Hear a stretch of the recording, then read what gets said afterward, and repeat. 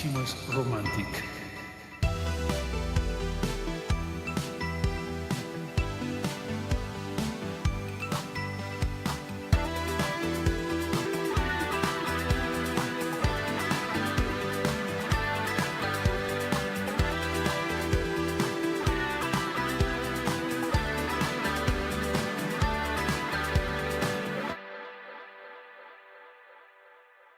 Hello and welcome to Olympic Dispatch by Skimo Gold. This is the premier podcast and YouTube show for ski mountaineering interviews and race analysis. The Skimo races in the Olympics in Italy are coming very soon. We've been doing daily coverage. If you're just joining us today, welcome. Go back, check out our previous episodes.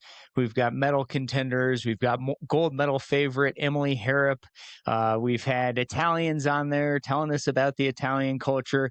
And coming now, our final few episodes leading up to the races. February 19th is the Skimo sprint race. February 21st is the mixed relay. Team USA will be competing. That's Cam Smith and Anna Gibson. And in fact, we've got an interview with Cam and Anna and other members of the Team USA Skimo infrastructure coming at you very shortly, February 18th, in fact, the day before those races. But first, today is a conversation between me and analyst Katie Friend about the Olympics. If there's anyone who knows Skimo at the highest level, it is indeed Katie Friend. She has been the primary voice of the International Ski Mountaineering Federation at their events and also on their live streams. Check those out, ISMF YouTube. It's fantastic. And typically it's been Katie's voice on there for many years now. She knows the sport. She knows the athlete. She knows the ins and outs. And in this conversation, you get to hear from Katie and I what to expect in these races. What are the main stories? Who are the favorites? And more and more. I just love doing these episodes with Katie. Go back, find our previous episodes with her. We've done some race analysis. We've got more analysis coming after the World Cup events. I just love Katie's energy. I love her expertise, and I am confident that you are going to love listening to her as well. So enjoy today's episode, please, with Katie Friend. I'm honored to bring it to you, and be sure to dial in for the next few days. We've got a Team USA special coming at you. We've got an interview with Tatiana Poller from Germany, another medal contender, and then we have race analysis from both events, the sprint race on the 19th and the mixed relay on the 21st. We're going to get you race analysis episodes after those as soon as possible. So stay tuned, whether you're on YouTube or on podcast. Look for us and support us if you can. Rate, review, subscribe, share these episodes with friends. And again, if you're just hearing about Skimo for the first time, hey, welcome. This is an awesome sport. You ski uphill using climbing skins, and then you ski back down in alpine mode. It is fantastic. Two of the companies that can help you do that are Dynafit and Pomoka. I was out this morning up there at 12,000 feet on the Continental Divide up by Monarch Pass, using Dynafit head to toe, using my Pomoka skins. It's good for me. It works great out there in the variable conditions. I recommend you check it out as well. I also recommend you check out Training Peaks. This is the only platform I've used for over a decade as an endurance coach and also for my own training and racing. Fantastic platform, trainingpeaks.com/Skimo Gold for a free trial today. Please also check out revantacreatine.com/Skimo Gold. You get to Revanta Creatine by Neuro Reserve. It's good stuff. I take it every single day. And another thing I use most days are camp products out there today. Up in the high alpine, I was using the Camp G Comp Warm glove. Love that thing. I love it when I start skiing downhill. My hands get cold. I'm up there in the wind at Monarch Pass, and I pull those mittens right over my gloves, and boy, does that feel good. So check them out with camp. All right, folks, thanks for coming along. The races are coming. It's great to be with you. I appreciate you dialed in. It is time to roll with Skimo Gold. Lady friend, welcome back to Skimo Gold. It is fantastic to be here with you as always. You've been in Skimo for a long time now as a commentator, as an on the ground race caller. And here we are. The Olympics are upon us. Katie, what does this moment mean to the world of Skimo? Well, I think it means different things to different people. But I think for those who have really worked really hard for this to bring Skimo to the Olympics, it's everything. It's absolutely everything. So it's very exciting. I know there are a lot of people that have put their heart and soul into this. It's yeah, it's we're on the countdown. Yeah. It's a watershed moment, and I'm just so excited to see what happens in the races. I'm going to give a real quick explanation. Audience members, if you're new to Skimo and this is your first window into the sport, here's what you're going to see over there in Italy. February 19th is the sprint race. It's super exciting. It's high paced, head to head. Six athletes go off from the line at a time, and they're racing all out, really going full speed off that line, skiing uphill using climbing skins on the bottom of their skis to go uphill on the snow. They'll go through these diamonds where they make some dynamic turns. They'll keep going uphill. They'll get to a transition area where they very quickly take the skis off their feet, put them on their backpack, and then run up the hill for the foot part up some stairs that have been built into the snow. They get to another transition area. They put the skis back on their feet, still have those climbing skins on, skin up the snow and get to the top of the hill, and then do a super fantastic and very exciting transition where they rip the skins off the skis. They adjust the boots, adjust the bindings, click the heels in, and then go downhill full speed through these gates, kind of a skier cross style sort of thing, still head to head. At times they're jockeying for position. They're flying off a jump down at the bottom and coming into the finish. And that's the sprint race. It takes about 3 minutes. It's an all-out effort. I kind of think about it like running maybe an 800-meter race on the track, where you've crushed yourself, but at the finish of that 800, when you can barely see straight and you're tasting blood, now you have to ski downhill through a very technical sort of course. It's really hard. That's the sprint race again, February 19th, and then the mixed relay that'll be 2 days later on the 21st. A similar type of race, but a little bit longer. And there's one man and one woman. The woman goes first, and it's 12 women racing head to head. They do a looped course with two climbs and two descents and a bunch of transitions. Hand off to the man who does the same course, back to the woman who does the same course, and then back to the man who does it again. So each athlete is doing two very hard pushes of something around 6 minutes. And again, it's fast, it's exciting, it's head to head. I can't even wait to see how it'll be filmed and covered on the Olympics, because I think it's going to just really, really be cool. Katie, what else should new viewers know about these Olympic formats?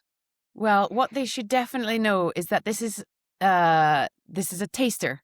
These are only two disciplines of five within ski mountaineering, and if it's something that you like the look of, then by all means go for the fast, speedy, short disciplines, which are very athletic, very technical, and extremely exciting. But if you like the look of doing it in a slightly different way, you can do it slowly for coffee with friends. You can do it much longer. You can be out all day, and so this is just a taster of the sport as a bigger sport. Yeah. Yeah. Oh, thanks for sharing that. Yeah. Just like if you think of running, for example, like how many ways are there to go on a run or do a running race? And, if we watch, let's say, the 1500-meter on the track, that's one experience. A road marathon at Boston or London is another. The UTMB at Mountain Trail Race is a whole nother thing. And I think they're all great. And it'll be interesting to see in the future of Skimo. Hopefully this will happen again at the next Olympics in France, and then in 2034 in Utah. maybe we'll even have additional Skimo disciplines in the Olympics, such as the vertical race, which is a race from the bottom of the hill to the top, or the individual race, which is, sort of an hour and a half or 2 hours, kind of like an Olympic cross country mountain bike race with lots of climbs and lots of descents. Um, these may be coming again to an Olympics near you. So we'll see. Who But knows? right Fingers now, crossed. we got this. Yeah, yeah, we got the sprint, we got the mixed relay. I think it's awesome. I think it's going to be great to see. Katie, I'm just going to throw out a big question here. Can France take all three gold medals? So you got a women's sprint and a men's sprint, and then you have the mixed relay co-ed. France is looking pretty strong. Can they get a triple gold? I think they can. I think they're probably the biggest competition for the gold in terms of them having the strongest challenge will be in the men's sprint. That is my thoughts on that. Yeah, because they are so strong. The whole team as a whole is very strong at the moment. But I would say, yeah, Emily Harrop, I would say yes, big chance. Them, Thibaut Anselme and Emily Harrop together, yes. Thibaut will have his work cut out with some very, very hungry competitors nipping at his heels. Yeah, I think so too. And again, who knows? Emily Harrop has been so dominant. She has struggled at times at the World Championships, in particular in the sprint.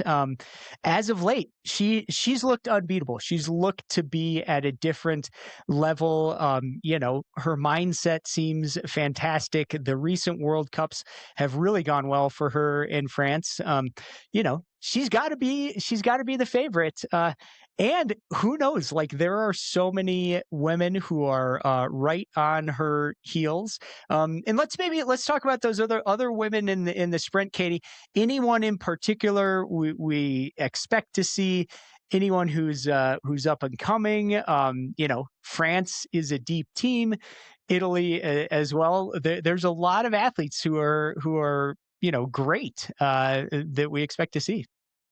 Yeah, I mean, I feel a bit bad for saying that about Thibaut because actually, there is such, I mean, they wouldn't be going to the Olympics if they weren't right up there. And all the top men and women absolutely deserve to be there. They are just, really, really strong. And you said about the depth in the France team and the Swiss team, especially, and the Spaniards, they could have, they have, half a dozen others that could have been there almost. I would say probably Emily's, up there with Emily Harrop, the ones we've seen on the podium so far in this year in the World Cup. Julia Murada, her very own compatriot, Margot Ravenel of France, and Marianne Faton for sure. Definitely the Swiss current European and world champion. And probably Johanna Hiemer is, got a good shot. Hmm. But yeah, Yeah. it's so hard because, you and I, well, so invested in this sport. And we've spoken before on episodes where it's just like, I want them all to win. I think I'm just, they're all so great. They've all made such a humongous effort and, put so much into this, as all Olympians do. But just, as people that we are closer to, or a sport that we're closer to, is just so incredible to see the sort of the lengths to which they have gone in order to improve themselves, and in doing so, the sport itself. Yeah, absolutely. It's been really interesting for me in interviewing so many of these athletes and to hear about, these athletes have dedicated their lives to this. Many of them were focusing on either other sports such as track cycling in Tatiana Poller's case, or mountain running with many of the other athletes. They've really honed it into these shorter format Skimo races. They've in many cases done less of the longer Skimo races to really focus on this. That's kind of been a Mm. transition for Cam Smith, longtime Skimo racer from the U.S., now focused on the Olympic format. So they've put a lot into it, and it's going to be really really exciting to see what happens on that biggest stage. And then the men's sprint side, I've loved doing interviews with Oriol Cardona Cole of Spain. Really, you can't help but like Max Drion of Belgium. You recently shared that he was the flag bearer for Belgium in the opening ceremony. It's like, wow, what an experience! What a vote of confidence. For your country. And folks, if you check out Max's interviews, you just see like, man, this is a great guy and a true professional.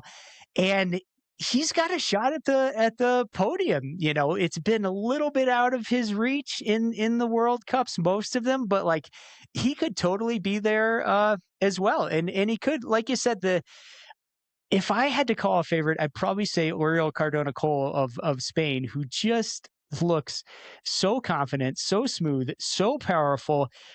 He's a tall guy. He runs really fast on the foot parts, and he always gets out at the front. But I'm going to be watching in that men's final.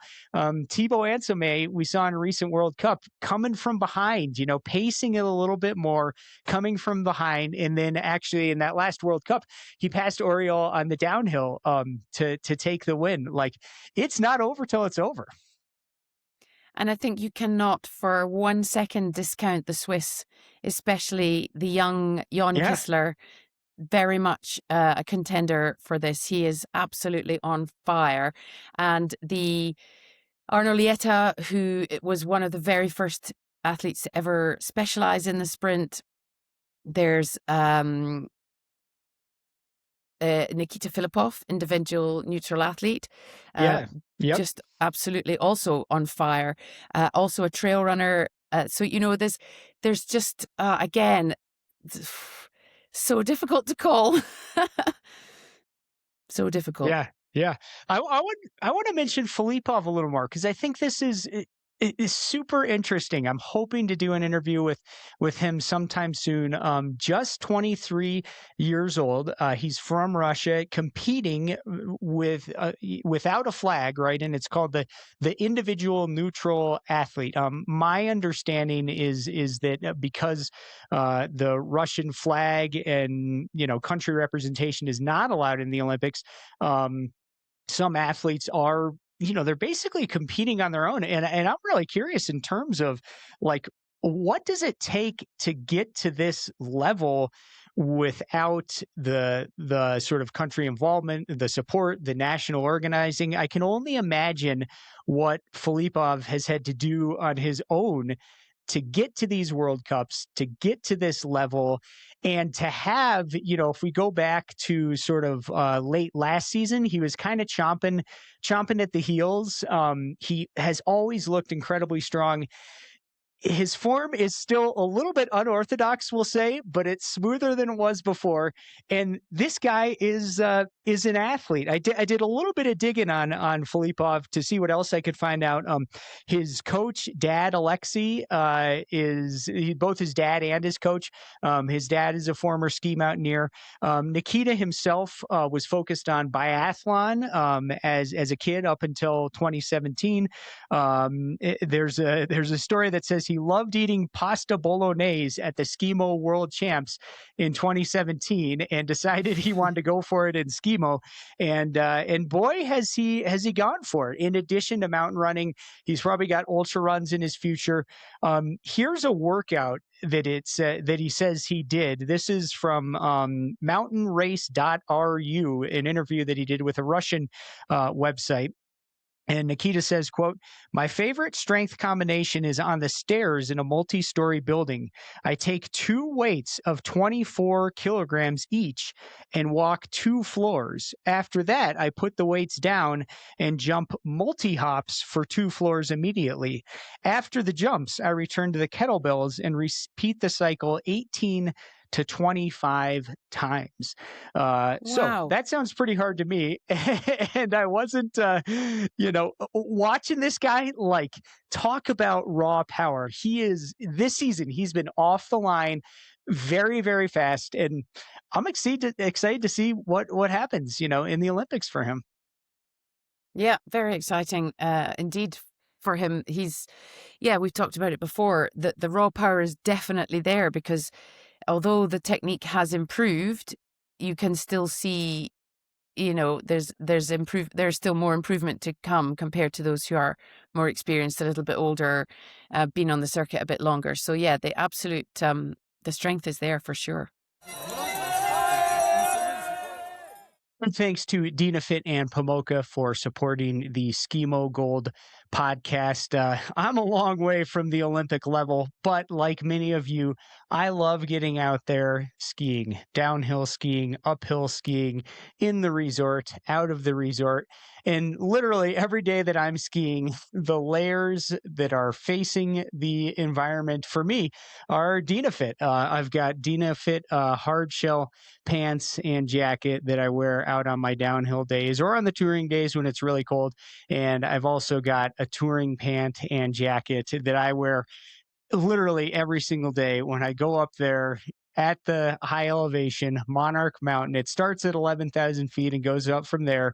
It's pretty much always cold and windy, and I'm glad to be wearing Dynafit when I'm out there in those conditions. So how about the courses, Katie? This is in the venue is called Bormio. My understanding is it's the same venue that's being used for a number of the alpine skiing events, and it's actually like the bottom of that same hill.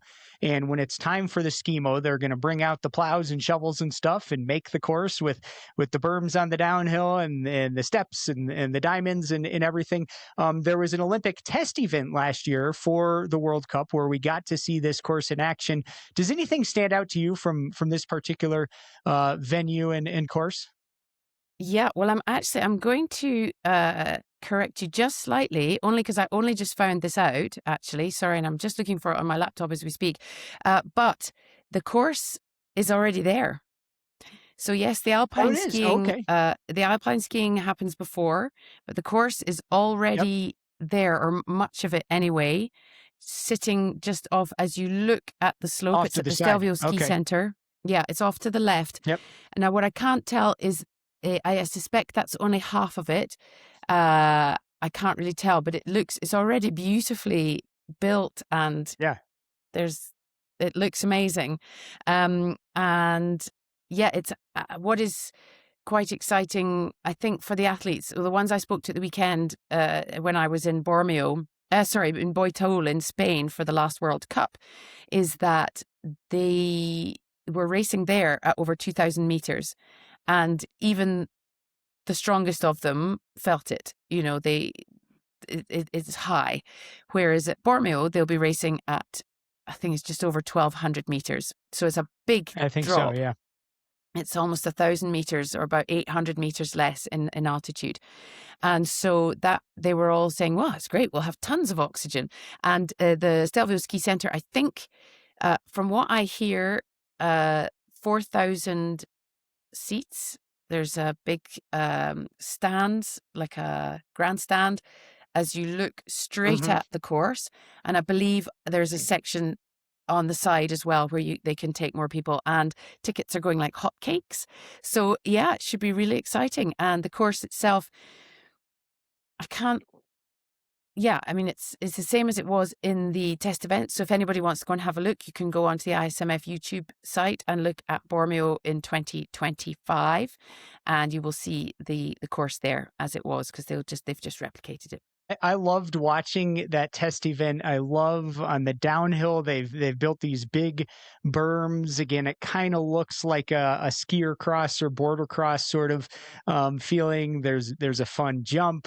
I think it's going to be really cool. And I wonder for the Italians specifically. I think back to interviews we have on Skimo Gold with Niccolo Conclini. We had mentioned Giulio Murata, Alba de Silvestro, people who've at some cases literally grown up right in this area or who've been to this place a lot. What do you think? Is there a home court advantage? Is there extra pressure because we've got this big spotlight kind of shined so brightly on their culture and their area, or is it just business as usual because these are all super professionals? What do you think, Katie? Well, I don't imagine it'll be business as usual for anybody. I mean, they're apart from I think apart from Philip Bellingham of the of Australia, I think this is the first Olympics for everybody. And I mean, I am not an athlete, but I can imagine that that is an enormously overwhelming, potentially overwhelming situation to be in because, yeah, we've heard them say it's just another race, it's just another race, but it's not just another race. They are bringing Skimo to the world for the first time. There will be people there, there will be people watching on TV going, well, what's this all about? And I can imagine that being at home has its advantages. Obviously, there will be more Italians, and Italians are crazy for Skimo. Perhaps not in this particular format, but at least for the sport as a whole. And there, as you say, are a lot of locals. Giulia Morada is the most local that is actually competing. But Michele Buscacci, Alba Di Silvestro, they don't live terribly far away. They're from the region, from the area. And maybe it'd be a bit of both. You probably know more than me on that, but I would say a bit of, I mean, that you hear people say that the home crowd gives you an extra percentage of power and, va va Yeah. voom, so to speak. But as you say, the pressure of competing at your first Olympics in front of your home crowd is must be quite daunting. Yeah, yeah, absolutely. I'm curious about the athlete experience. You know, talking to many of these athletes in their interviews, they get deep into the mindset preparation. Many of them are working with mental performance coaches, and some of them, are just are doing their own thing, kind of, just being mountain people and just keeping that vibe. The approaches and how they vary are interesting. And even right now, as people listen to this podcast, we can only speculate as to what each of these athletes and the teams for the mixed relay, Mm. what are they up to? Like, I think they're doing different things. I would guess a lot of them have attended the opening ceremonies. We mentioned Max Drion, getting to carry the flag. Go Max, so cool. And then what happens after that? For some athletes, they can gain energy, I could imagine, by taking in the Olympic experience, going and watching the alpine events or cross country or biathlon or figure skating, whatever you have it. Like uh, that's special to get to experience that. And with the Skimo events towards the end, I think a lot of people are maybe doing the monk mode kind of thing. Go somewhere else, be off site, do your training, shut down the social media, no more interviews, just focus on you, recover, take in your energy from friends and family. I think that approach probably will be a little bit more common. I know back to Max Drion, he said in his interview, do the opening ceremony. And then actually, Max is based in Switzerland.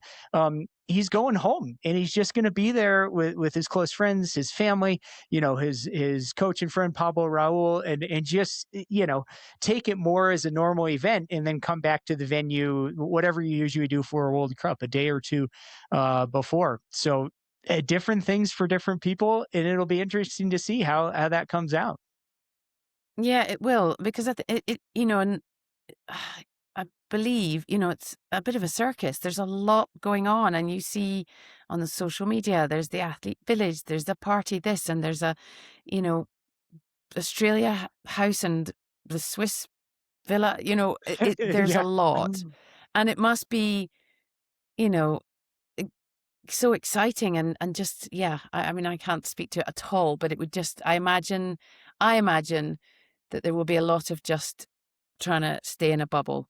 Yeah, I would think so too. I've always thought that if I went to the Olympics, I think my opportunity has probably passed. But wouldn't it Same. be nice if your race was on day one, and then after that you just get to be a fan and have fun and meet so many whatever the Jamaican bobsled team or Yeah. whoever else, like that would Yeah. be that'd be fun. But who knows? Maybe next Olympic schemo will be on the first day.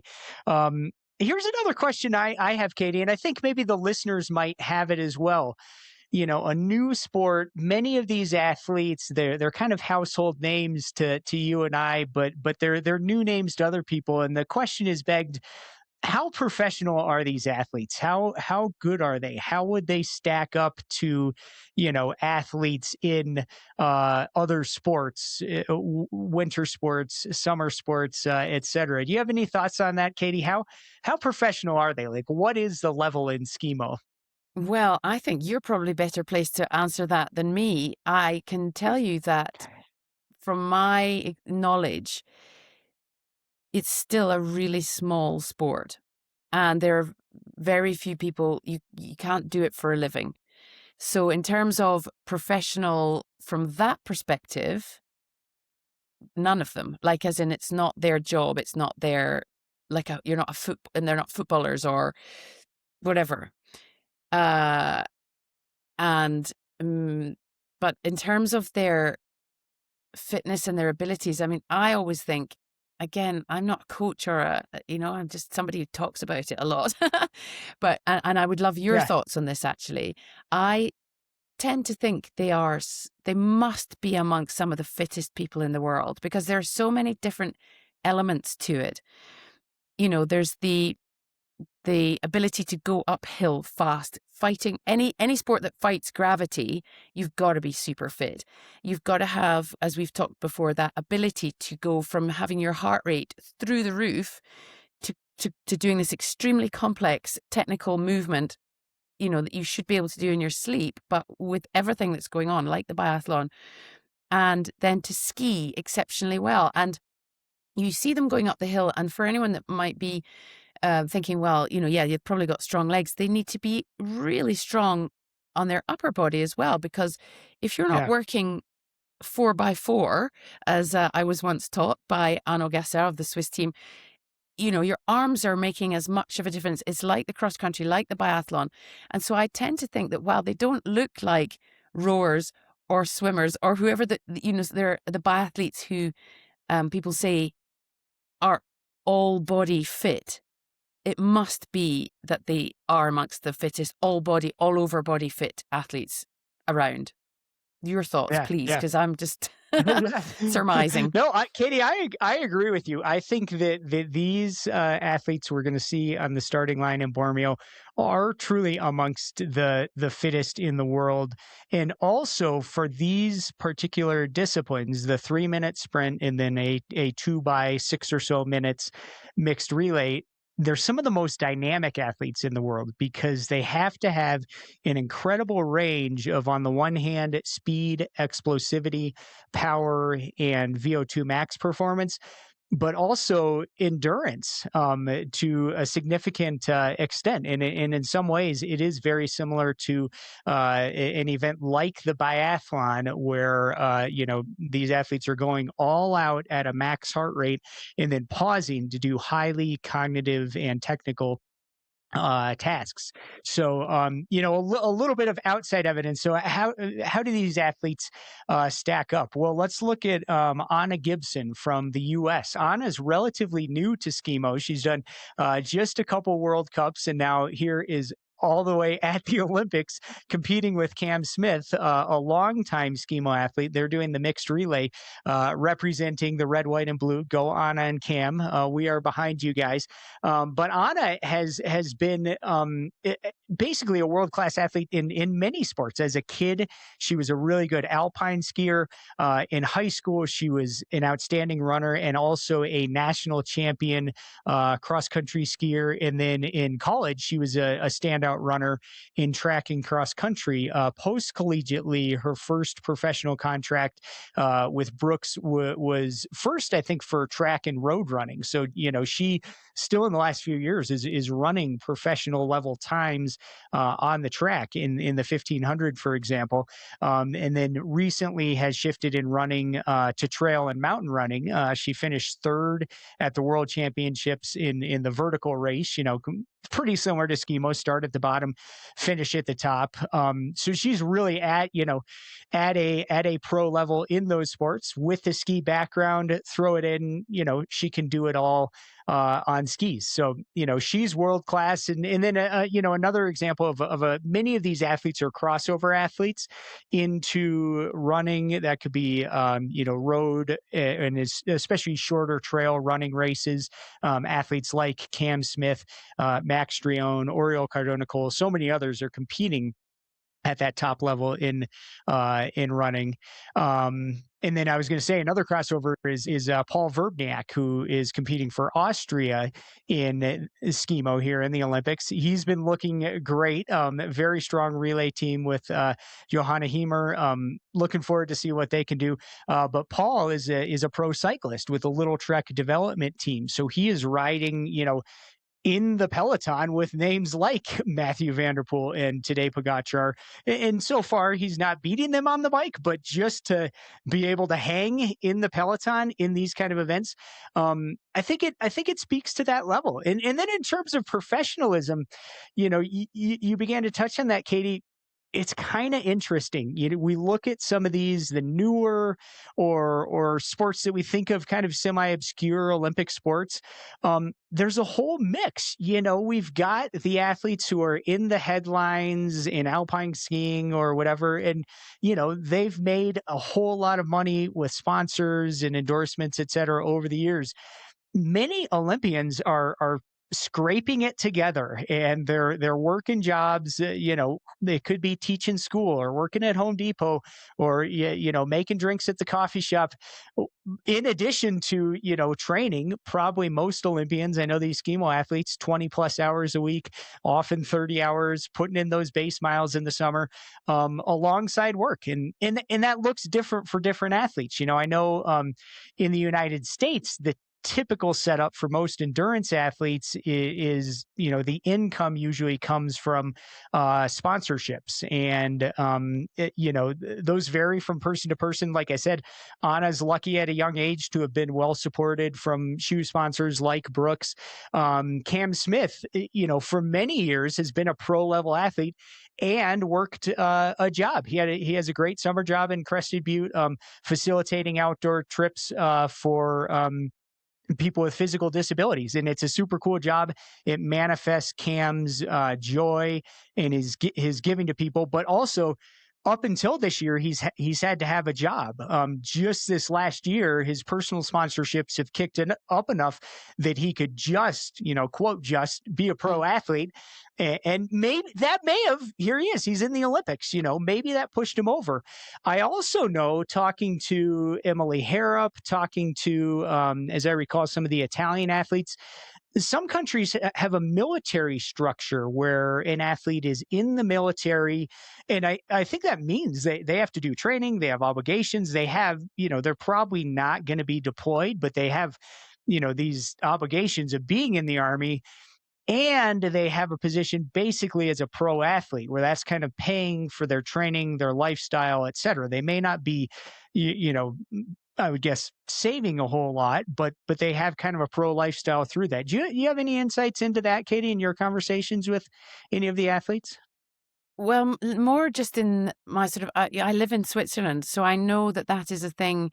The Swiss, the French, the Italians, the Austrians, I think the Germans as well, very much have these. The French have theirs is called Armée des Champions, so the champions of the army, and it's exactly what you said. They do have obligations. They are required to do training in the summer and so on, but they are recruited specifically, and it's not just the ski mountaineers, it's a whole range of athletes across many sports. And you can go, the French army, for example, will post on Instagram all their soldiers or whatever, all their military that are competing at the Olympics, for example. Mm, And it just gives them a couple of things. It gives them the ability to train and not have to work. And what it also gives them is security when they're injured, because they are not mm, suddenly mhm.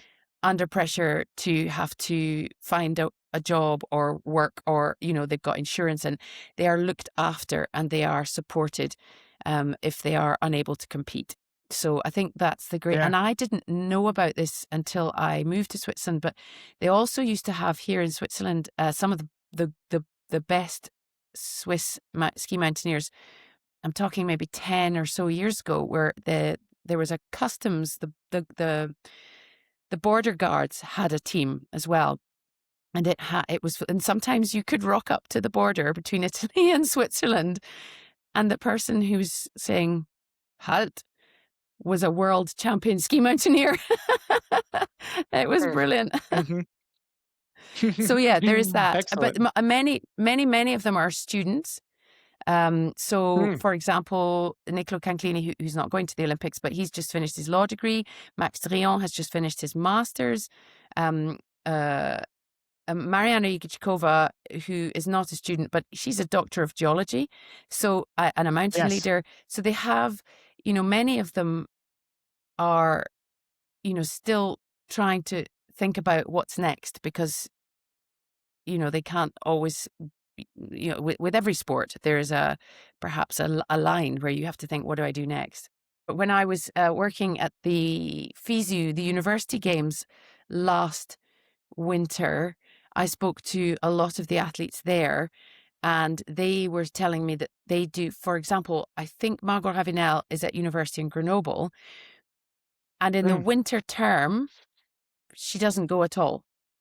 She does not go at Mm-hmm. all to university. They give them the time off because they're in this program where they know that winter is their competing time, and then they pick up the rest of their courses over the summer.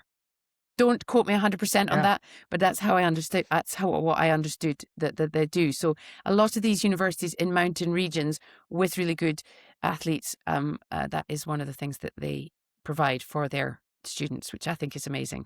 Listeners, be sure to check out our Mariana Yagerchikova interview. So interesting talking to her. She's at 40. She's been, a working professional in many ways, but just, at 40 in the Olympics, still at the highest level. What an interesting and fascinating person. And it was also really interesting to learn more about Johanna Hiemer from Austria. And of course, she's balancing Olympics with parenting, and we see that in her interviews and on Instagram, making it work with the kids. She I think has some help from her mom, and she's working hard, and I think making it happen with individual sponsors. She's got the camper van with the logos on it, and traveling around, and man, she is looking really strong this year. As with you can see that people have upped the notch um, for the Olympics. One of my final questions here, Katie, is if we project ahead, whether it's maybe a month from now or 2 months or 6 months, like what would success for Skimo in terms of the Olympics mean? Well, I think on the big stage, it would be being accepted or being invited to France in 4 years' time, because that's still not definite. And I think also to Utah, although I think that has been more confirmed, but I don't quote me on that either. I think that's a start.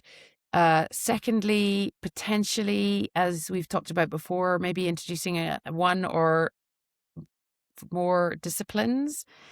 The vertical, perhaps the individual. I'm not sure that will be in the next month or so, but and then I think the other thing that I hope happens, an uptick, always seems to happen after the Olympics, of people seeing the sport and going, "Ooh, that looks like fun," and finding their local hill. I mean, in the countries where this is kids are like Switzerland, France, Italy, Spain, Germany, Austria, where kids in mountains are doing this anyway. That might not Yeah. necessarily happen, but the International Federation is now, I think, up to 55 members, I think, and just getting people out enjoying it, because it is a sport for literally everybody. Just, well, maybe not literally everybody, but put on a set of skins and go for coffee.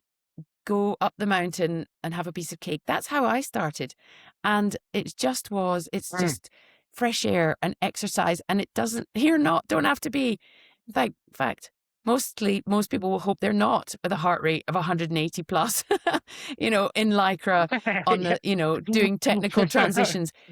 But it's, you know what it's like. It's good for your mental health. It's good for your physical health. It's good for just spending time with friends and family of all ages. And I would love that to be, like you see in a lot of other sports. Perhaps that hasn't answered your question, but that would be something I would find really amazing, that somebody said, I wonder what that's like, and just went out and discovered the love of the mountains. If they can, because Yeah, we all yeah. know Oh, thanks. that not everything is accessible to all people, which is a sad state of affairs. But, if you can, then it would be amazing. Yeah. Oh, thanks. Yeah, I'm curious to see where it goes, Katie, short term and long term. You're exactly right. The sport of ski mountaineering has been known and established for many of the European mountain countries, for decades. For many Americans, I know this will be the first time that they see anything like this. And as soon as they can understand how can you ski uphill, that's step one. And then what are the races like? And then, where does that spin off? I don't know. We'll see. You look at rock climbing. I think the Olympics. There was a little hiccup at the start for rock climbing because they combined the speed climbing with the other disciplines. That was changed the next time around. But I think it's helped, especially kid participation, more kids clubs, programs, after school things. And like you said, some of this has been established in Europe. There's residential academies in Spain where kids can go and train to be a Skimo athlete. Maybe more of that coming in the US. As a parent, of course, I would, and I know you're a parent as well, seeing more kids doing active sports like ski mountaineering. That's great. And then I'm curious of the sort of star development, for the athletes, both out of excitement and, some concern, like becoming a star, having a new spotlight. That can be great. It can also be really hard to handle. So it'll be interesting to see, these athletes who've been in more of a niche sort of sport and environment, what happens to those who win medals, and how does that spin off, whether it's terms of exposure, sponsorships, lifestyle, ups and downs, challenges. I don't know. Are We'll you, we'll see. I are you mean, trying to, Are you trying to suggest we might have an Ilona Mar of Skimo on our hands? Because what she's done for rugby is just extraordinary. I mean, like, properly extraordinary. And so it could be we could have the next Ilona Mar. Yeah, I mean, who knows? Like these, in talking to these athletes in their interviews, they're interesting, dynamic, well-spoken people.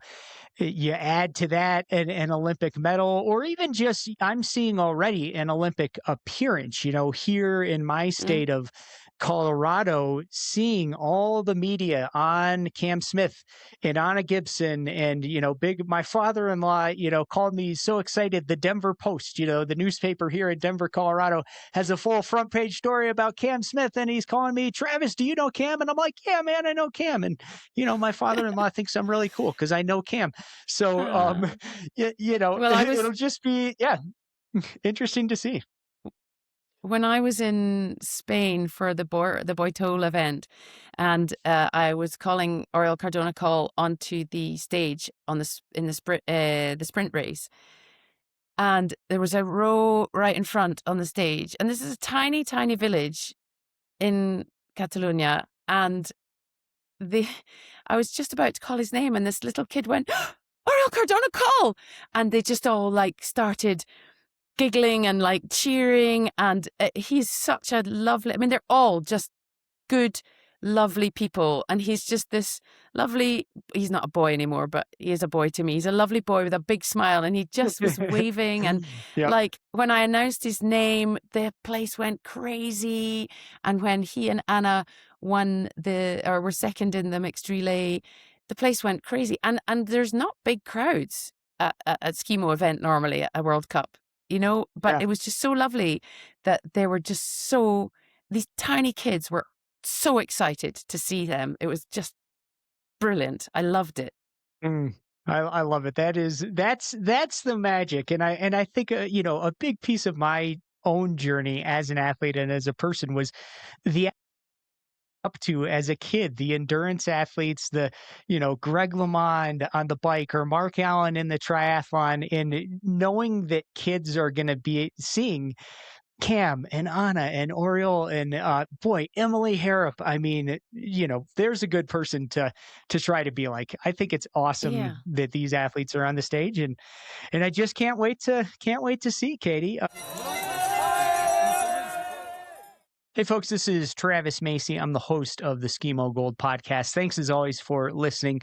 When I'm not podcasting about Skimo, most of my time is spent coaching adult endurance athletes. These are runners, cyclists, ski mountaineers, adventure racers, and multi sport athletes. I do this with Macy Endurance Coaching, and the only platform that's been used at Macy Endurance Coaching for my coaching work and also for my own training for more than 10 years is Training Peaks. You can check out trainingpeaks.com/Skimo Gold to begin a free trial today. You probably know Training Peaks as the industry leader in data insights and analysis. That's very true. I love the data. I love the performance management charts. I love the TSS. All of that is extremely helpful to me. What I also love is just the communication and personalization tools within Training Peaks. When I open up an athlete's calendar, I can see a weather forecast 10 days out of what's the weather. And that's hugely helpful to me. Most of the athletes I coach are in other states, if not other countries. That weather forecast is very helpful. I also love that it allows my athletes to put in notes and segments about their availability, their travel, what they have going on. In this way, the calendar becomes the first and most important back and forth in our communication tools. And then we continue communicating via notes on the workouts themselves, via feedback, via the smiley face scale that athletes can complete. After a workout, and it's just it's foundational to me as a coach in personalizing the experience. I could go on and on, but we want to get back to the episode. So check out trainingpeaks.com/Skimo Gold. Get a free trial today, whether you're an athlete or a coach or both like me. trainingpeaks.com/Skimo Gold. It'd be nice to talk a little bit about the perhaps non-favorites going to the Olympics for Yes. Skimo, because, there's some new nations. We've got China, we've got Australia, we've got Poland, Slovakia. It's just, these are still some very high quality athletes who we perhaps won't see on the podium, although we might be surprised, who knows. But I feel it's so lovely to be able to see different nations,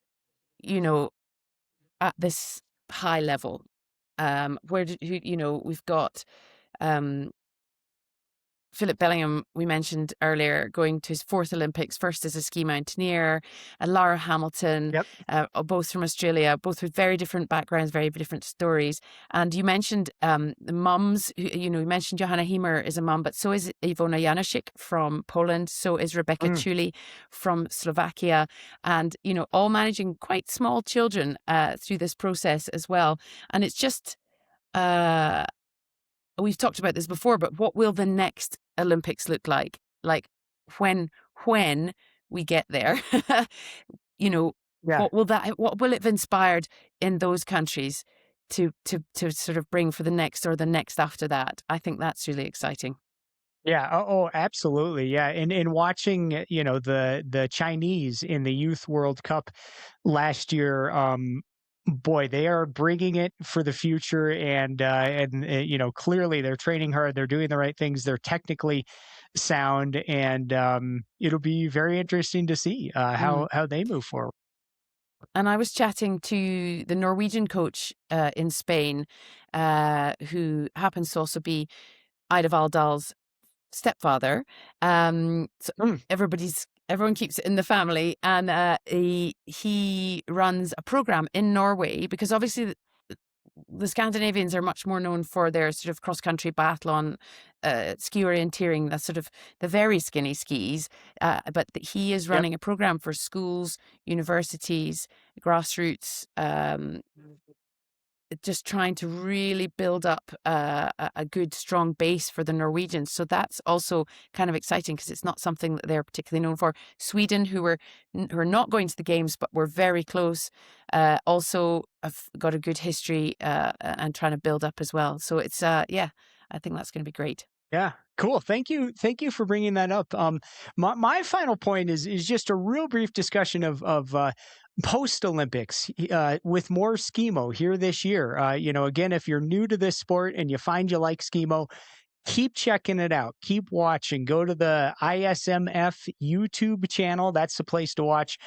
Katie's often doing the commentary. You'll see many of these same athletes competing in the sprint, in the mixed relay, and in other Skimo formats as well. So you can see a bit more of it. One question I have, Katie, that I'm curious about, like post Olympics, which of these Olympians are going to keep hitting it hard at the World Cup in the sprint and or mixed relay and go for those World Cup points? Maybe go for the points title or the World Championship. And or will other of them maybe shift focus, maybe go back to some of the longer races like the Pierramenta, which is the long course world champs. For those who don't know, Pierramenta is a 4-day stage race. Each day you're doing 3, 4, 5 hours of racing over big, high, super technical terrain. It's a 2-person team. I think that's probably going to be a big objective for some of these people who, in February they're doing a 3-minute race, and then in March it's a 4-day race. Talk about that for dynamism. Yeah, and because it's extraordinary. You look at some of these top athletes: Emily Harrop, Giulia Morada, Alba Di Silvestro, Michele Boscacci, to name but a few, Marianne Faton.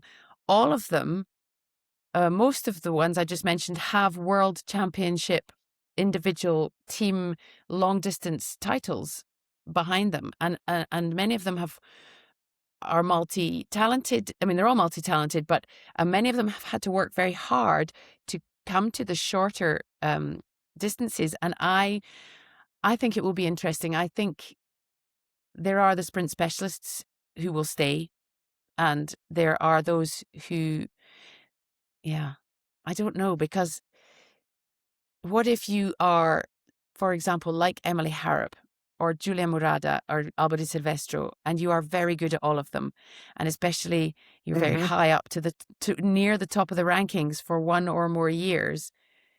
But the Pierramenta is the long distance world championship this year, so I don't know. I could not tell you. I have no insight into it.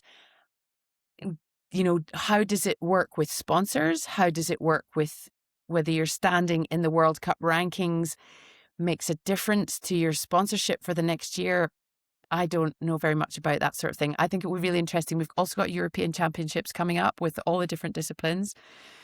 Yep. So yeah, what do you think? Yeah. Well, good. Yeah. I don't know for sure. One thing I'm just sort of supposing on the American, I think a lot of Americans are pretty pumped about Pierre Armenta. And I can also imagine just in my own head, as an athlete, sometimes it's just really nice to change things up, especially when you've gone way into something that is so technical, so focused, so detail oriented as the sprint and mixed relay. And then you have this, like I did the Pyramenta a couple years ago, and it's just like, this is fun, this is cool, this is adventure. And Yeah. I kind of think here's what I know: U.S. teams for the Pyramenta on the women's side, and I don't know if these are final, but I think there are plans for a women's team of Jesse Young with together. Sometimes they push and pull and drag each other if needed, but it's really neat being on a team. The other women's team, Gwen Rudy and Brooke Scott, and then I think four men's teams for USA for Pierre Menta. One of them, Cam Smith, who's doing the Olympics with David Sinclair, a top Ooh. Skimo and ultra runner. David Sinclair notably has gotten an entry into the Western States endurance run, Ooh. big 100-mile, the world championship, we might call it, of 100-mile running.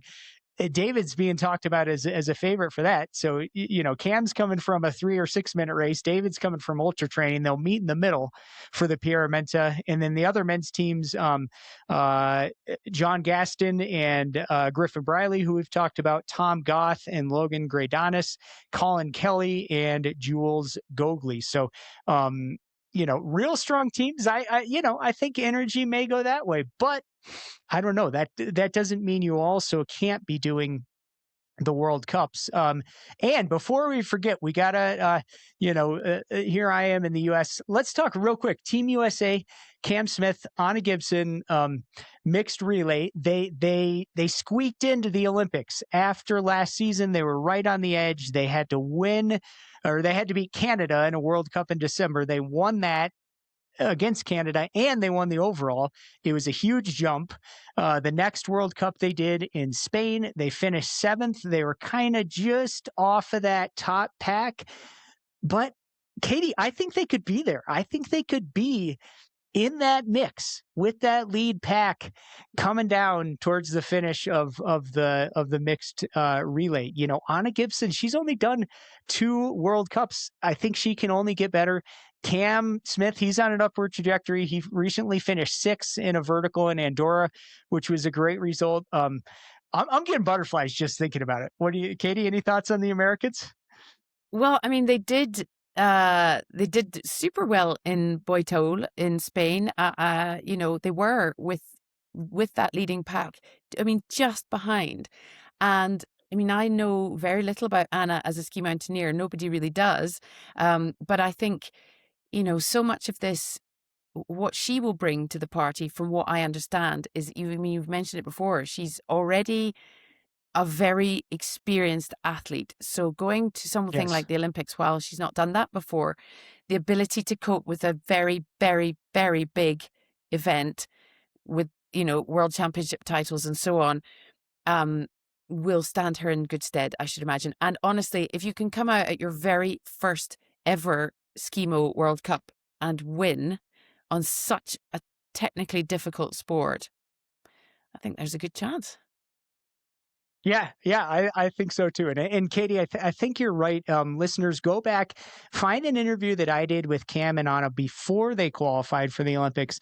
And what you will see there is 2 mindset masters. And these are people who, they are winning big races, but what I think they're doing is they are striving for joy and excellence as forms of unobstructed self-expression, and that's leading to the results. And it's not a focus on the results. It's actually a focus on these bigger themes and narratives. And in some ways that takes off the pressure, and it just allows for a free and fun performance, even at the highest level. So that's what I'm looking for. Yeah, I think so. I think it's exciting. It's all exciting, and I would give them all a gold medal. And I'm not really that kind of person. Like, I everyone know. gets a medal. I'm not really that person. I like competition. I like it. You win because you win. But at the same time, they're all just so great, and they've all worked so hard, and I'm so unbelievably excited and feel extraordinarily privileged to be able to watch it in the flesh in Bormio. I can't wait. I can't wait either. I'm rooting for everyone to to have just a little bit of behind the scenes view of the organizers, the national bodies, the race promoters. All these people have worked all these years to get to this point. I think it's so cool. And there's so many people, names that no one will have ever heard of, who are going to be watching this proudly because they've been part of the journey to make it happen. So Yeah. I'm pumped. Katie, it's been awesome. Any final thoughts on the Olympics here? No, I can't wait. I'm really excited. Yeah. Cool. Me too. Well, everyone, watch the Olympics. Watch those races live or on replay. Watch the highlights, and then shortly after, tune into Skimo Gold because we're going to have reactions to the races coming at you, and we'll tell you what happened. We'll give you the breakdown as quick as we can. And folks, thanks for listening to Olympic Dispatch by Skimo Gold. This is the premier podcast for ski mountaineering interviews and race analysis. Hey, big thanks to Katie Friend. I hope that you enjoyed that conversation as much as I did. If there's anyone who knows Skimo at the highest level, it is Katie. She will be back soon to hear more about Olympics, World Cup, and so on and so forth. Be sure to check out Katie on Instagram. That's Katie with a C. Her last name is Friend. She is a friend, and you're gonna like her Instagram. Just follow along with the sport and the news. Just thanks again to Katie. Thanks again to you, the audience. Great to have you here. Please keep helping us build this movement with Skimo Gold. Hit that 5-star rating if you can. Give us some comments on the Instagram. That's at Skimo Gold. You can find me on Instagram at Travis Macy. You can find us on YouTube. If you haven't checked out the YouTube, check that out. Palm Tree Podco production doing great job with the video. We got some awesome footage at the start and the end of the podcast. Team USA shredding it up out there. So please be sure to check that out. YouTube Shorts and Instagram Reels as well, bringing the full game here with Skimo Gold. And speaking of Team USA, coming back at you tomorrow, we've got a bunch of content. Cam Smith, Anna Gibson, Team USA, coaches and organizers. We're going to give you the whole story of Team USA leading up to the Olympics. So please be sure to check that out. The following day, as I said, we got an interview with Tatiana Poller of Germany. And from there, we'll be into race analysis of the sprint race and also of the mixed relay on February 21st. So, boy, I'm pumped. I hope that you're pumped as well. These events are going to be fantastic on TV. Big thanks to the sponsors who have kept us going day after day, producing this daily content. It's a lot of work, and we sure appreciate the brands who are supporting us. The place where the ski hits the snow when you're going uphill, that of course is the climbing skin. And I have used from the start, if you're looking at YouTube, check out behind me these fine pink skins from Pomoka. They give you just the right traction and also fantastic glide. You need that balance, enough traction and enough glide to move fast. You will see Pomoka on many of the top World Cup and Olympic athletes as well. You will also see many such athletes wearing Dynafit products. Behind me in the studio, you see some of these Dynafit race skis. These things are like a rocket science project, and so are those boots right there behind me. Check out their hard goods. Check out their soft goods. I'm wearing their clothes head to toe out there every day while I'm skiing, and also a lot of stuff in the summertime as well.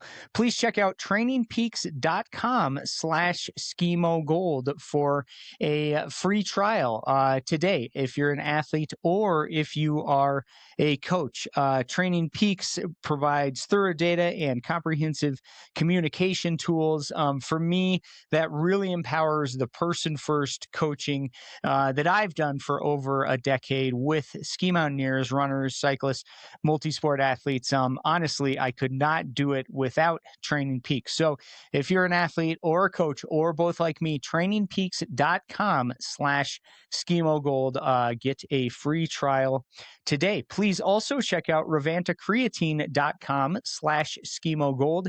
Use code Skimo Gold, all caps. As you probably know, creatine is a fantastic supplement for cognition, strength, brain, and energy. You hear if you listen to podcasts like me, you hear about all kinds of supplements. Some stuff is way out there, but my understanding is creatine is just about one of the only supplements where there's consensus that really it is probably something all of us should be taking. So again, Revanta Creatine skimo gold and code skimo gold, all caps, for 10% off Ravanta creatine by Neuro Reserve. And finally, thanks to Camp for their support of Skimo Gold. Camp is the 130-year-old Italian gear brand that makes so many of the trick accessories like packs and gloves that the top Skimo athletes and also climbers, alpinists, mountaineers, and adventurers have been using for a long time. One reason I'm so pumped about Camp right now is they are based in Italy, in the mountains, the same places that the Olympics are happening. We've heard from these fantastic Italian athletes. Go back to our episodes. Check out Matteo Adeline. Check out Giulia Murata. Check out Alba de Silvestro. They give us a feeling of the Italian culture and the aesthetic that's present there. This is what Camp is all about. So please be sure to check them out. All right, folks, thanks for being here. We're almost done with our Olympics coverage. I hope you've been enjoying it. If you're just joining us, go back, check out our previous episodes, and be sure to dial in tomorrow because, once again, we are giving you the comprehensive story of Team USA and how they got to the Olympics. All right, folks, have a good one. We'll catch you tomorrow on Skimo Gold.